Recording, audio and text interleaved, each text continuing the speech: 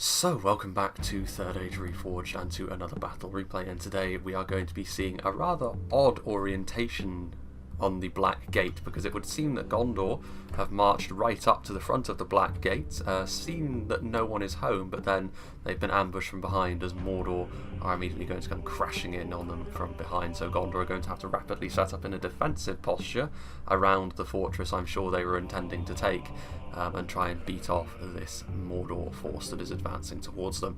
It is going to be a 3v3, and I've shown this map off once before, but it's going to be a pretty different affair this time around, because that had all manner of different factions. This time we're going to be going for the theme of Gondor versus Mordor, and this battle was sent to me here by Vlasov, so I'm going to be going through his army and the Gondorian team first and foremost. So when we're talking about the Gondor-Mordor matchup, Gondor obviously they tap into a lot more of their defensive qualities. They can certainly zone out bigger armies like this. They're designed to do that. Obviously Gondor, you would expect them to be able to face up to Mordor on a battle like this, purely because it's what they have to do on a day-to-day basis anyway. Certainly one area in which they will have an advantage over Mordor is in their skirmish line. So you can see here the fully upgraded Gondor archers with their plate and mail. This is going to be a very effective skirmish option for Gondor against Mordor. Mordor do have some pretty nasty skirmishers, but overall Gondor has by far the more variety, and they are going to be better in a long, atrocious war at range than Mordor will, now that the archers have been geared a little bit more towards quality in 0.97. Also, this is another unit which Gondor can really call upon in this particular situation. The Veterans of Osgiliath, significantly more expensive than the Gondor Archers, especially when you fully upgrade them as well, but they do have a shield value which sets them apart, and they are also significantly stronger in melee, effectively filling the role of line infantry when they are engaged in melee. So it's not as if Mordor can just use superior numbers, stick some fodder on them and expect them to do the business, because they won't. The Veterans of Osgiliath can easily win that fight. It will take a unit of decent quality, or at least a unit with a lot of AP, to be able to deal with the Veterans of Osgiliath, which is another thing that Gondor have at their disposal. Of course, many of their archers are pretty damn good in melee. Speaking of which, the Marksmen of Caer Andros, of course, they don't have a shield like the Veterans of Osgiliath, but they do have a nice two-handed longsword that they pull out, and that is going to be very, very useful if the orcs get into melee with them, because of course the higher melee skill and the higher base damage are going to be good at dealing with those lower tier orcs in particular.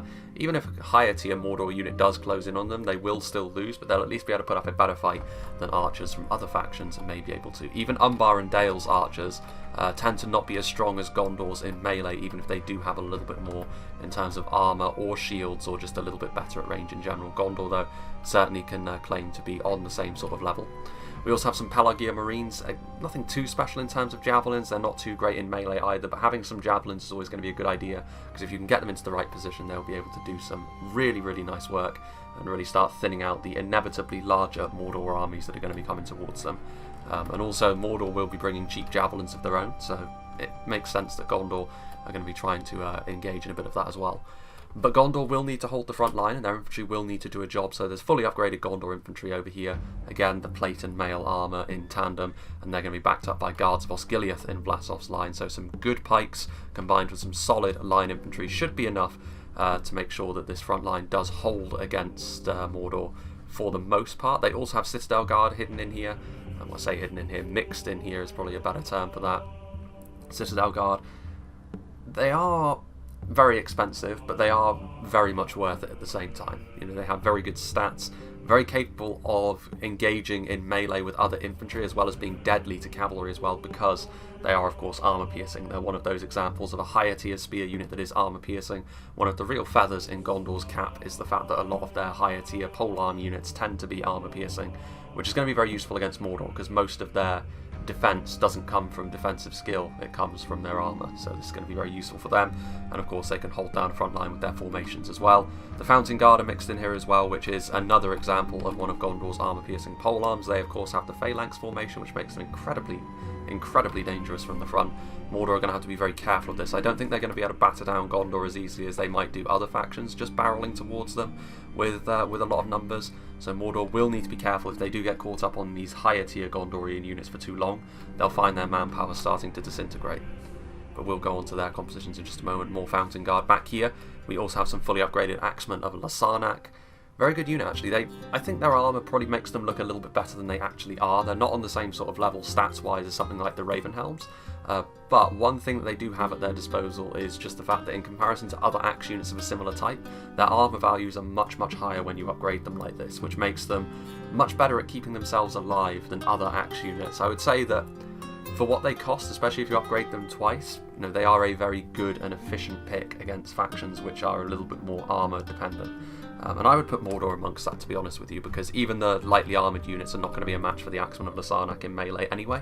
So regardless of how you use them, their damage is going to be very useful for a Gondorian player. And he's gone for 3 of those in sort of a third line in behind his archers and his frontal polearms. Back here, he has gone for some Nimlothian Honour Guard, which, again, I feel as though it's my personal favourite Gondorian infantry unit because of their multiple HP. Effectively, it's kind of like the Fountain Guard and Citadel Guard have been sort of smashed together in the Large Hadron Collider and then given 2 hit points as well. Very, very good, and very tough as well. Those shields are very big, so big shield value. Pretty safe place to put your general, because even if cavalry charges in, they will live to regret that very quickly if they don't cycle out very fast. Yeah, very good all-round unit for me. We also have the Vanguard of King Elisar, the Gondorian Swordmaster unit, not quite on the same level as their allies over in Dol Amroth, but not too far behind, and the Vanguard of King Elisar does have very thick plate armour, so they at least have something which they are best at. And we also have some Warns of the White Tower back here as well. So all 3 of the high-tier Gondorian infantry units. Obviously that does cut into the old budget a little bit, and the Gondorian army over here is going to be smaller as a result. And then hidden back here, the Athelian Rangers, obviously hidden on this hill, hoping to get a really nice angle on the Mordor forces as they move forward. But we shall see if Mordor fall into that trap. Now, moving on, we have GOC Muro, who is also another Gondorian player, of course. He's gone for a little bit more cavalry. He's actually gone for a couple of units here of the Pinneth Galen cavalry, which lancers, very good lancers as a matter of fact. Like Gondor's cavalry, again, is not on the same level as Dol Amroth or any of their near allies, but their cav force, I feel like it's not as bad as some people might think it is. Now, the Pinneth Galen cavalry as lancers, obviously no anti-cavalry bonus, no direct anti-cavalry bonus anyway, but they can actually do pretty well in melee as long as there are enough of them and as long as they're reasonably supported. Obviously, to send them charging into like wargs all on their own after the initial charges wear worn off, they're going to be in real trouble, and they're obviously not going to be a match for something like the Melkor's Chosen, which could be on the field today. But as lancers, they're pretty damn good, honestly, the Pinneth Galen cavalry. As long as you recognise their limitations, you can use them very, very effectively. A couple of units of them. Meanwhile, on the front line, pretty similar, I would imagine. Veterans of Osgiliath going for sort of some higher tier skirmishes there. There's actually some Citadel Guard which he didn't move back toward the gate, but I'm sure that he will rectify that mistake very quickly. Once again, Citadel Guard and Fountain Guard combination with Guards of Osgiliath on both flanks. Just in behind, Nimlothian Honour Guard, pretty similar look to this, honestly, except less archers in favour of a bit of cavalry. Some Axemen of Lasarnak, once again, fully upgraded. This is interesting. So we have the Mithrandir's retinue as well, the multiple HP Lancers of Gondor. Very, very tough. Multiple HP Lancers are always going to be tougher than regular cavalry, of course, but the Gondorian ones especially. They have, obviously, Gondor, they very much focus on their armour and shields, and that's very much true with this unit as well. Very good armour, very good shields. It makes them, honestly, one of the toughest cavalry units in the game to kill with arrow fire, which means they obviously have their limitations in melee with other cavalry, but as lancers, there's no doubting the pedigree of the Mithrandir's retinue. And to be honest with you, if you don't send a unit of high-tier melee cavalry in to kill them, they can probably outlast most standard melee cavalry as long as you back them up with something like the Pinneth Galen or the Gondor Spear Cavalry, should you decide to bring them. Another unit of Pinneth Galen Cavalry over here, and then in the final line we have some Athelian Rangers, as well as some Pelagia Marines on both sides. And then the final Gondorian army over here in this little valley, a little bit separated from his allies, we have Vedetas. He's got some marksmen of Caer Andros on the front line, several units as well as the veterans of Osgiliath. So once again going for a very quality heavy archer build, which as Gondor you can do, because even if you get rushed down, these 3 units are still going to be very useful in melee, so regardless going to be a good pick. We also have the Gondor infantry, Guards of Osgiliath, the combination on the front as well, a bit more of a longer front line for Vedetas. He's got some Pelagia Marines on the flank, some Citadel Guard, some Vanguard, some Fountain Guard, so pretty similar armies all around, except for this back here. So Nimlothians, more Fountain Guard, but he does have a Trebuchet. Now the Trebuchet, I don't know if the crew are actually spearmen. It's possible given their model, but I will be very interested to see here how the Trebuchet gets on. will it be sniped out by the Mordor artillery? You can just about see in the distance over there. Or will it be able to do a lot of damage to Mordor on the approach? Because obviously when you have an artillery unit like this shooting at you with the newfound accuracy of the trebuchet, you know, Mordor are going to have even more of an incentive to try and rush Gondor down, but mistakes could be made while he's doing that, which is perhaps what Vedetas hopes for with that artillery. Some Citadel Guard, some more Pelagia Marines, and then finally over here out on the flank he has a single unit, Mithrandir's retinue. Without any support I would worry for this unit against some of Mordor's mounted units, but we'll see. The Melkor's Chosen in particular will be a problem for them one-on-one. But we shall see if the Mordor army over here has bought that. We have GOC Finn, Northern Hobbit King, who's going to be playing as the first Mordor army. The Sauron's Will are a good pick against Gondor. As Gondor, very few of their units, I think only their ranger units actually don't have at least decent armour. You know, even their militia is able to upgrade their armour values, so AP is never going to go to waste against Gondor, and the Sauron's Will are one of the better AP tools that Mordor has. So it's good to see them on the field with their large serrated axes. Also the Blackguard of Barad-dûr.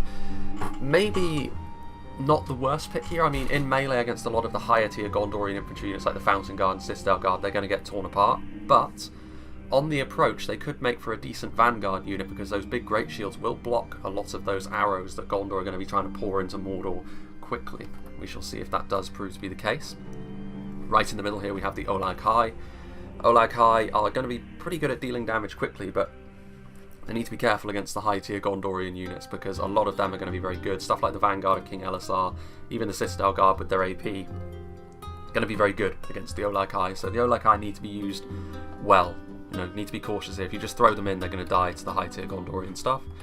Morannon Halberds, they will be outranged by the Guards of Osgiliath, but the AP, like I said, is still going to be useful. And Mordor do kind of need this unit to be that phalanx for them, so they're not made of tinfoil and melee, just to give them a little bit of a buffer, but we'll see how well they can perform against the Gondorian polearms. Some orc fodder over here. We have the Temple Guard. Now the AP arrows are going to be very useful, but I think they're going to be in range immediately of the Gondorian forces arrayed against them. We shall see if that proves to be true. Blackguard of Barad-dûr, Sauron's Will, and also some Morannon infantry over there on the flank. Just in behind, we have some actually lower tier troops just in behind, ready to charge in. Morannon infantry, a lot of Orc Maulers, which I agree with the pick of the Orc Maulers, to be fair. You know, these cheap axemen are going to be useful against Gondor, because of course, again, AP won't go to waste. Individually, they're going to be struggling to keep themselves alive. They don't have the most defense, whether that's skill or armor. But as long as you back them up, the numbers can do the rest for you, so it'll be interesting to see how well the Mordor players in general use their Maulers, because the Sauron's Will are a little bit better. They can look after themselves a little bit more, but obviously a little bit more expensive, so you can't blanket the line with them to quite the same extent you can with Maulers. Interestingly enough, I'm not seeing any Melkor. Actually, there is a unit of melee cavalry over there. We have the Adunheim Lancers though, so the Mordor Lancers. They will, I think, well, based on the numbers, as long as they get a decent charge off, they could beat the Mithrandir's retinue, but that's probably not something that Mordor want to do. They probably want to be getting some hammer and anvil strikes with the Adunheim Lancers if they can. Gondor are more than capable of looking after themselves and covering their backlines with polearms, but if you're swamping over them from the front with orcs, they may not have the manpower to spare to stop Mordor from doing that. It'll be interesting to see how Mordor use their cavalry. They do have a catapult, not a troll catapult, just a regular one, but considering the fact they're already going to be in range of the Gondorian army, I don't think that's the end of the world. Back here, the Temple Inquisitors, actually the General's Bodyguard unit, so this, upgraded Temple Inquisitors, melee cavalry. They're not multiple HP, but they have very high stats, and they should be able to fairly comfortably defeat something like the Mithrandir's retinue one-on-one, especially if they get back up from the Adunheim Lancers. So, not too surprising to see Mordor have a scarier cav force here than Gondor, just because obviously Mordor are very capable of dealing damage with their melee cavalry, and another unit of Adunheim Lancers, so quite an expensive cavalry force to be fair, so it'll be interesting to see if this infantry can withstand the elites that Gondor has on the field today. Then we have Starkiller X, who's the central Mordor army. This looks like an awfully small force, and I think I can see why as well. It's because he's gone into the red limit on everything, I think, so he's gone for some Temple Guard, and he's also gone for a Troll Catapult, but you can see here, he's got a, I don't know what you could call, a gaggle of Nazgul. There's a lot of Nazgul in here. Now this, Nazgul are often best when you have some sort of unit to defend them with, sort of put them in a bunch of fodder, and they're a little bit happier. If you just have Nazgul, the problem is there isn't enough of them and they'll just end up getting overwhelmed and swamped, especially if that Pinnith Galen cavalry and Mithrandir's retinue manages to get good charges off on them. So I'm not really sure that Starkiller X's wacky army composition here is going to be all that worthwhile. Troll Catapult is going to be trying to bombard Gondor right from the start. He's got some upgraded Temple Executioners back here as well, and then he also has Melkor's Chosen and a couple of units of Olag High as well, but a very weird army composition this. I can't see it doing very well, to be honest with you. I think it's more for the memes than anything too substantial, but we'll see. I mean, I've been wrong before. Those Nazgul could do the business, but I'm not convinced. Then finally we have Wooden Cash, who's got some Melkor's Chosen. He's got some Temple Inquisitors just in behind, as well as some Adunheim Lancers in wedge formation, actually. It's not often you get to see wedge. You can see the officer leading the way with his shield and sword, and then his Black Numenorians just in behind. I do like the Black Numenorian armour. It's a very nice one. So yeah, again, better cavalry force than Vlasov has on the other side there, but Vlasov should be able to cover his flanks well enough. Troll Drummers, so they're going to be buffing the morale of all of these units. Morannon Infantry, Orc Fodder. We have some Morannon Guard as well, so just some basic Mordor Spears. Not sure how much damage they're going to do really to Gondor's upgraded infantry. Some Nazgul out on the flank, all on their lonesome. Some Morannon Infantry, some Olag High, Minas Morgul's Chosen, the first army to actually have the Minas Morgul's Chosen. They're very common to see in Mordor because they're a very dependable unit, very thick armour, very difficult to kill off quickly, which is often why people put them in and amongst their fodder to give them a little bit more rigidity. But not the most damaging, which is perhaps why people have opted for other things against the tough Gondorians. Blackguard of Barad-dûr, some Temple Guard, another Troll Catapult, and then at the back, yet another unit of upgraded Temple Executioners, stronger than the Gondorian two-handed sword unit in the Vanguard of King Elisar. But I think Gondor here have got... Gondor have definitely got the better army composition just because of that guy in the middle there.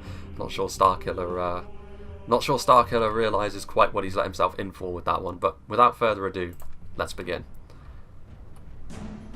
As the drums continue to bang away, it will be interesting to see, actually. It's probably over here where the first engagements are going to happen. As you can see, the Trebuchet immediately opening up, threatening there to try and go after the catapult, missing, but actually managing to hit the Temple Inquisitors and a couple of the crew as well, so it will be interesting to see how Mordor choose to approach this situation. The Temple Guard already firing away, but this is the problem. Like Finn, if he intended to sort of sit back, then this was not the army composition to bring, because the Temple Guard all on their lonesome, not going to be sufficient there. The Trebuchet showing its newfound accuracy, the Catapult trying to do the same thing, but the Catapult is not quite as accurate, especially when you have that flaming shot. The Adunheim Shadow Bows revealing themselves. This is the sign of a new player, I must be honest.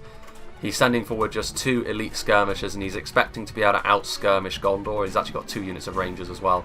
You can see here, this is not where Rangers want to be. Rangers are devastating as long as you sort of keep them out of harm's way. If you get them involved in a skirmish fight, you can hardly see them against the black ground of Mordor. It actually makes sense that they can hide anywhere in this terrain. But yeah, if you send them here into a skirmish fight against the heavily armoured skirmish force of Gondor, they're going to get absolutely dumpstered, and I think that is the case here. I think the Adunheim Shadow Bows are just going to be horribly outmatched, and again, this is the sure sign of a newer player. I have seen Starkiller's name before though, which is why I'm a little bit surprised that he's gone for this kind of army. But you never know, it's kind of an awkward one for Gondor, because they could just sort of come forward, they're going to try and shoot. I mean, this is the problem. None of the Mordor armies have got a skirmish force that's capable of at least wearing Gondor's ammunition down. So I'm not really sure why Mordor haven't just gone for an all-out charge here. It could be suicidal, but it's better than just sitting at range and allowing yourself to be shot, as is happening over here. And yeah, I mean, this... You can see here, Wooden Cash. The Wooden Cash, to be fair, is a name that I know I haven't seen before. And he too is making mistakes that you would expect a newer player to make.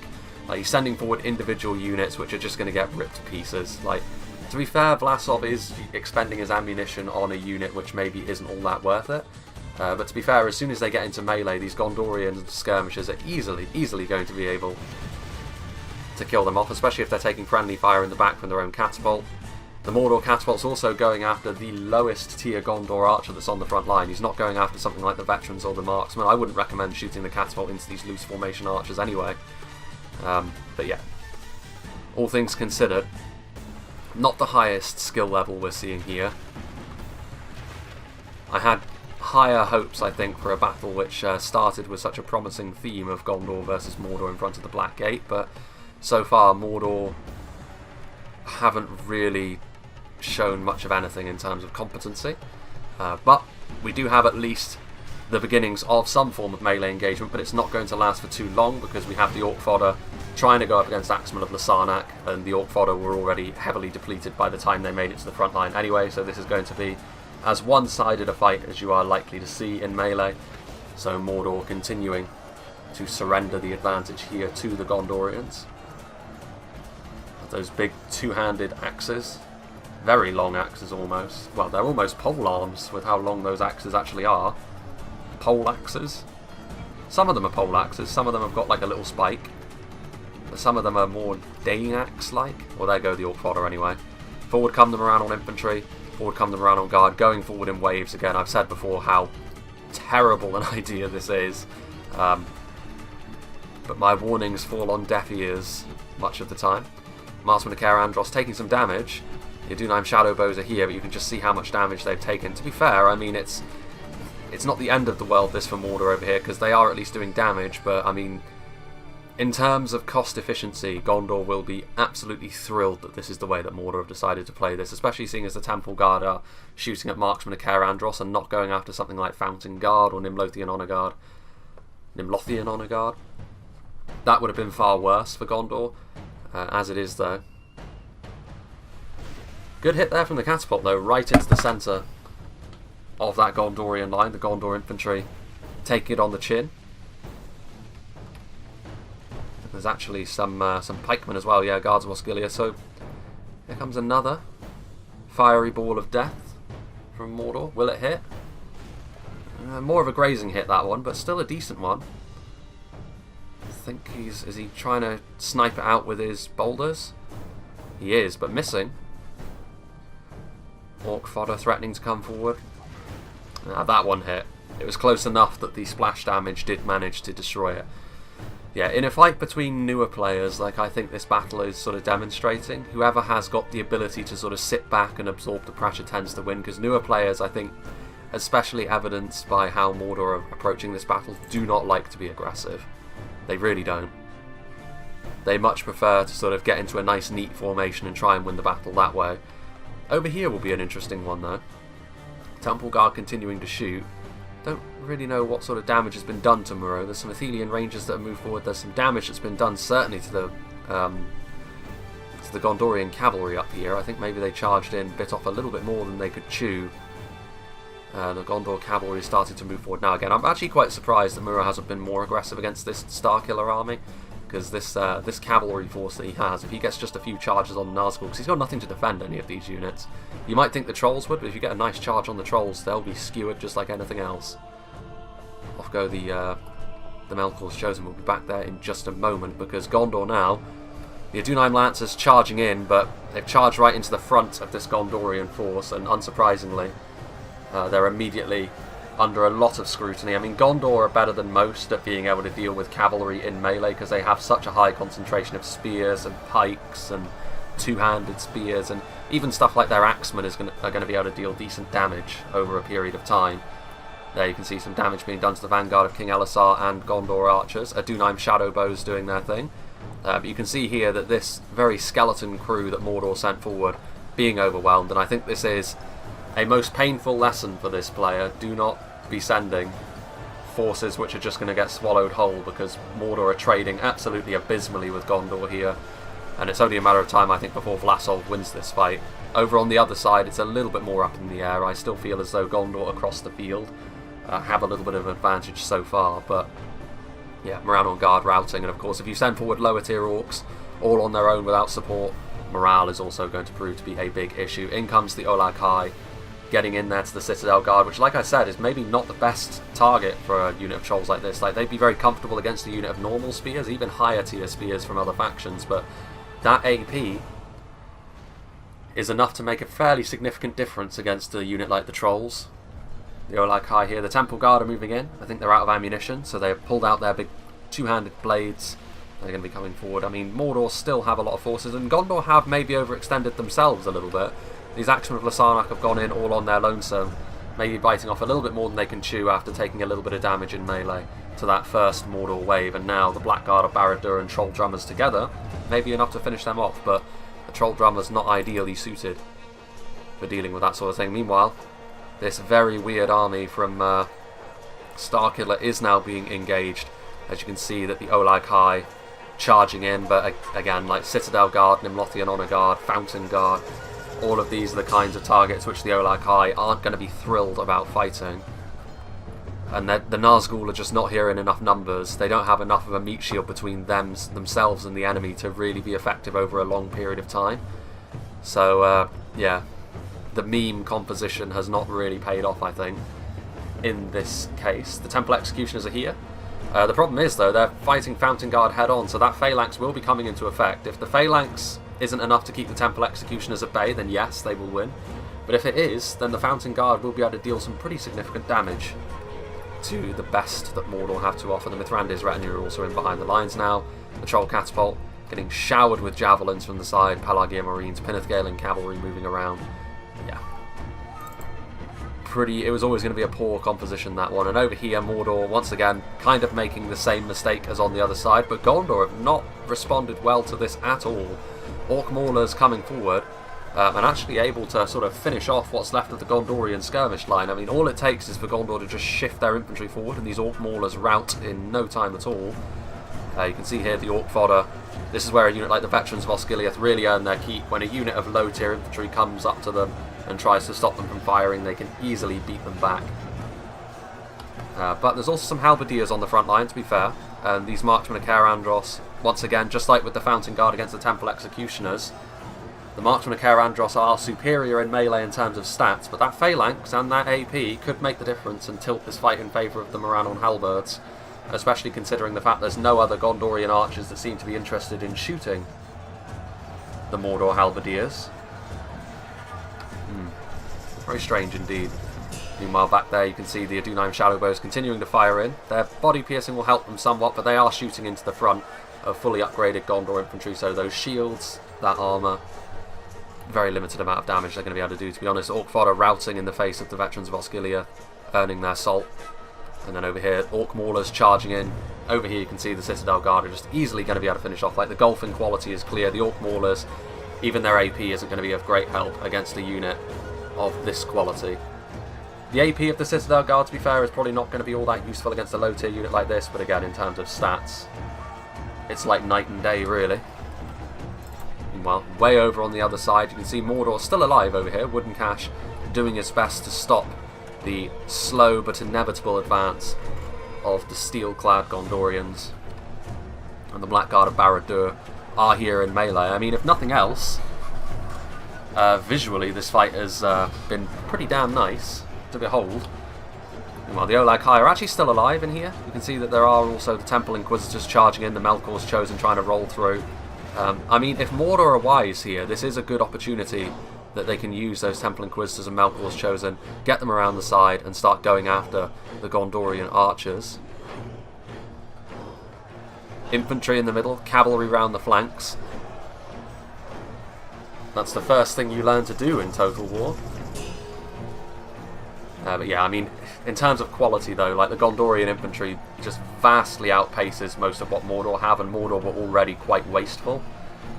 Like, if you're going to be Mordor in this situation, you want to overwhelm the Gondorian quality, you need to send forward everything at once. None of this sort of wave-based business, because that plays right into Gondor's hands. You can see there, Adunheim Shadowbows, Minas Morgul Chosen making their way. And also, Mordor, you want to make the battlefield as wide as possible if you're Mordor. But here, it's almost as if they're trying to make it as narrow as possible, which once again plays right into the hands of the faction that is more focused on their quality, and in this case, of course, that's going to be Gondor. And again, just charging headfirst into pikes with the Temple Inquisitors. Yeah, I think it's very clear to see the level of the players that we're dealing with here. Very new, very green. Meanwhile, over here, Mithrandir's retinue. So yeah, with the hammer and anvil strikes, I mean, the Troll Catapult is in here. The one thing that Starkiller does have it in his favour is the fact that all of his units are elites. You know, even the Troll Catapult are not going to go down too easily in melee. So at the very least, his units are going to be difficult to finish off. But did he ever really stand a chance here? Troll Catapult crew in here. I mean, there's Wardens of the White Tower. I mean, it's not as if Gondor were devoid of quality either. They had Vanguard of King Elisar, Mithrandir's retinue, Wardens of the White Tower, Fountain Guard. There's some cav on cav violence happening back here by the looks of things. The Melkor's chosen, there's only 3 of them. And they are getting pincer charged by 2 units of Pinnith Galen Cavalry, who did take some damage early on, especially to the armour-piercing arrows of the Temple Guard, but again, there's only so much that an army of that size from Mordor was ever going to be able to do. What's going on back here? Citadel Guard readjusting themselves. A lot of death that happened over here. Looks like the Melkor's chosen charged into some Pelargir Marines. Over here, some Nazgul right in the middle of everything. Says victory seems certain, which is interesting. And that is the beauty of the Nazgul. They're so difficult to kill. I mean, in a blob like this, though, eventually you'd have to say the damage from the more numerous Gondorians is going to tell. And obviously, at the end of the day, there's always going to be Guards of Osgiliath and Fountain Guard that are going to be able to use that phalanx. Another unit of Axemen plodding their way forwards as well. Not many Olag High left, being skewered.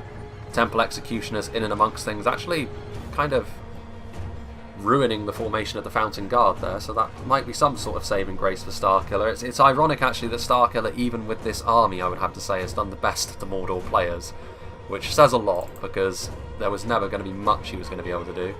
Mordor, meanwhile, sending more forces toward the front line, but still they've been relatively unable to, well, they have been unable to break through the first of the Gondorian lines. I'm actually very surprised that Gondor just sort of stood here still.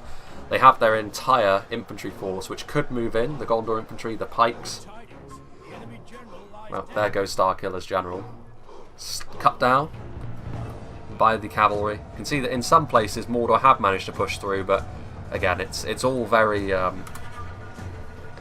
clear to see the newness of these players. Defeat seems certain. Only a military genius could win this battle indeed. Orc Maulers charging right into a fully prepared Gondor phalanx. Once again, AP is all well and good, but the quality just isn't with them, and the superior position, superior formation is in Gondor's hands. And Gondor, I have to say, could probably be a little bit more ruthless here and go around the flanks and start working up Mordor's line. Here, the jet black armour of the Sauron's Will charging in, but once again they're going up against Citadel Guard. They actually have managed to catch out some Pelargir Marines in melee, but again, there's a bit of a brawl going on over there. I can see the Olag High swinging those giant clubs and hammers around. The Mithrandir's retinue, I think they did get charged into, actually. There's actually some Wardens of Minas Ithil over here, which I didn't notice in the composition. The Master Rangers of Gondor.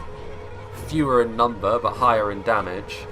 But again, that fewer in number is a real killer, and they don't really offer anything that normal Rangers don't, other than being a little bit better in melee. But if your Rangers are in melee too early, then it's going to be a big loss, no matter how good they are. Adunheim Lancers. Yeah, the Mithrandir's retinue is struggling, but spears are on the way over here. The Master Rangers shooting into the Sauron's Will, which is a bad sign for them. Unshielded as they are. There's a lot of stink clouds in the battlefield here as the Gondorian Trebuchet inevitably fired that rotting meat. Black Legion of Barad-dûr just sort of hanging out. Adunheim Shadowbows and fodder. There's some Temple Guard back here as well, but it's very weird, to be honest, that Gondor haven't moved forward. Maybe they're just sort of using this as a sacrificial line, seeing as Mordor are all too eager to overextend themselves in individual areas, but I mean, if that was the case, you could just retreat them back into your line, because then the veterans of Osgiliath can add themselves to the front line instead of being overwhelmed by all of these Morannon units in and amongst those stakes. Meanwhile, back here in the middle, the fate of Starkiller is clear. Let's go back up to 1 speed. The Nazgul are in here, but over here they're going up against Wardens of the White Tower as well, so a unit which is certainly no slouch either. And this is pretty much the end for Starkiller. I don't think we need to really document his downfall any further. His army was very weird, and unsurprisingly, he was completely run over because of it. The enemy are badly bloodied. They have lost half their Orc Javelins trying to do their thing. I mean, to be fair, in spite of the abysmal start that he had, Wooden Cash has at least put up a little bit more of a fight, but I feel as though this fight over here perfectly demonstrates sort of what was wrong with the Mordor approach here. They willingly made the fight as easy as possible for Gondor. Now obviously as newer players they may not realise that they're doing these things, but clearly, as Mordor, the last things you want to be doing are allowing the Gondorian archers to just slowly pick away at you. Also, you want to be making the battlefield as wide as possible. On a battlefield like this as well, you have the room to make it massive with Mordor's numbers. Peanut Gale and cavalry routing off there. But instead, they chose to make it a narrow battlefield, and yeah, they were punished ruthlessly because of that, I think. Appropriately. Pelagia Marines getting into melee. Minas Morgul chosen. It's not often that I would say that maybe the AI would do a better job, but it's harsh, but I feel as though that is probably the case here. Still, Starkiller slowly, his Nazgul will take some time dying. Meanwhile, over here, Mordor at the very least are now getting into Gondor's main line, having pushed their way through the skirmishes. It does go to show how good Gondor's skirmishes are in melee, that they're still fighting technically, and Mordor are only now getting into position. But now, of course, Gondor have cleaned up the flank, and that means the flanking move. Finally, Vedetas is turning the screw now, and this is going to be the end. They're going to be able to get that horseshoe-like engagement, and immediately the bulk of the Mordor forces immediately start routing in the face of that manoeuvre. Again, completely unsurprising that. Brown on Halberds now routing. Textbook from Gondor that. You can only beat what's put in front of you after all, and Gondor have done all that they've needed to be victorious. Mithrandir's retinue, they're going to want to steer clear of the Temple Inquisitors. Temple Guard getting sprayed down by the Wardens of Minas Ithil, so that's going to be body-piercing ammunition being thrown their way. But just look at the Mordor forces routing. It has been a poor performance from the Mordor players. I mean, they are newer, clearly, so I don't want to put them off too much. I've seen Starkiller before, but Starkiller's army was one that he chose for himself willingly. But the two Mordor players on the flanks, clearly newer, and clearly need a lot of work before they are before they're going to be able to take on a position like that. But like I always say, like, newer players have got a real aversion to being aggressive, which is a big problem when you're playing as a faction like Mordor, who in this situation will live and die based on how well they're able to envelop their foe. Because in a pure quality fight here, they were never going to be able to just smash right through the Gondor lines on a wave by wave basis. Maybe if it was a 5v3, they'd be more able to fight a battle in that way, but certainly not here. A very weird fight that Vlasov has sent me here. Not entirely sure what to make of it. I suppose it's good just for reference's sake, but it's certainly not one of the classics. And there are the Nazgul continuing to do their thing. They're always going to be a little bit difficult to clean up, and a depleted unit of marksmen at Caer Andros certainly won't be able to do that.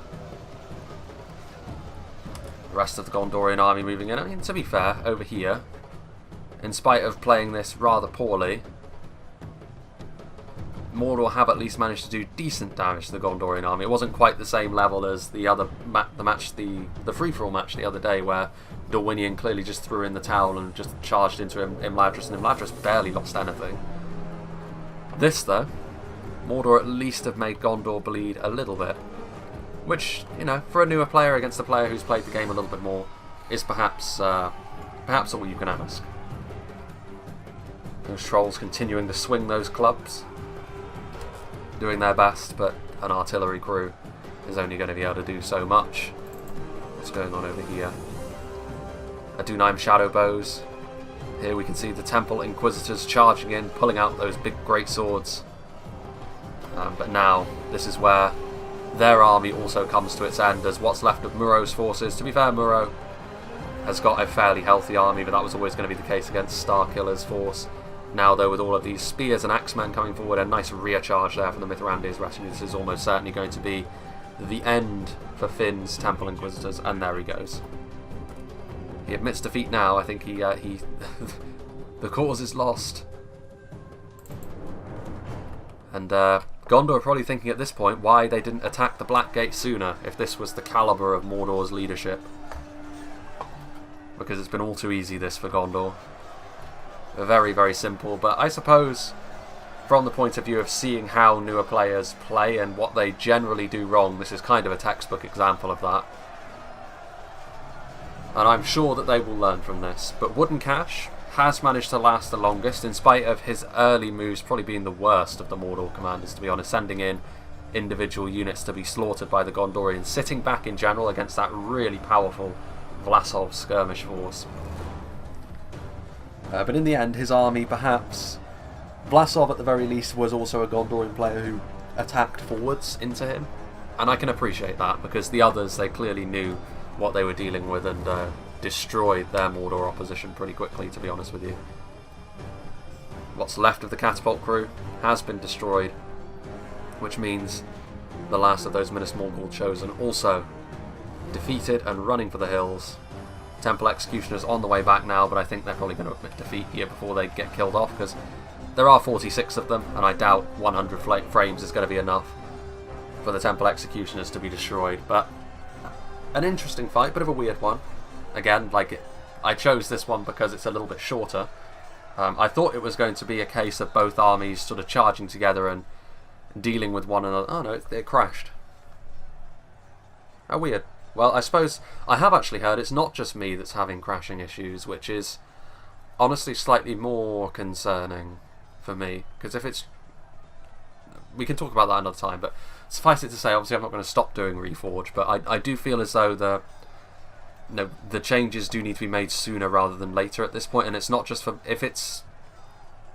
I wouldn't be saying that if it were just me, because I'm just one person, but if there are crashing issues happening universally on maps with more players on them, then I do feel as though changes need to be made sooner rather than later, because otherwise it could start to affect the health of the mod, and that would be a real shame considering all the work that has already gone into it.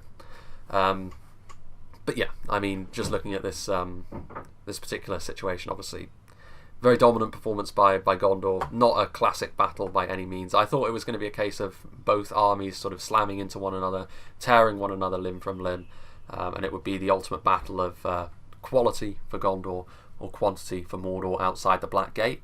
Didn't really turn into that. You know, Mordor, newer players, so the level of competency was very different to that of the Gondorians, and just in general, even newer players, Gondor, when you wall up with archers and with their very solid front line, Gondor are more new player friendly, I think, than Mordor. With Mordor, you need to be willing to be aggressive, which, like I've said, new players generally speaking are not.